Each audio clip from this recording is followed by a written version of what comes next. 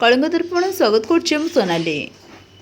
गीता भवन में प्रवचन कार्यक्रम शनिवार 26/2019 संध्यार स्थानीय गीता भवन परिसर में मानस भक्त श्रीमान प्रशांत रथ मानस नारदंकर मो भोग विषय विशुद्ध भाव वर्णना करते नारद ब्राह्मण होते मायारे पड़ी किपरि सांसारिक जीवन बिताई तथा बाहा हेबापी मन पड़ाई एवं भगवानଙ୍କର माया हटिबा पर अनुताप करथिले। एही कार्यक्रम में श्री सीमांचल त्रिपाठी, सहदेव पात्र, सुशांत सावत, शंकर पाढ़ी, गुरुमूर्ति मात्र, दुर्योधन रेड्डी समेत बहु संख्यार भक्त उपस्थित रही मानस श्रवण करथिले।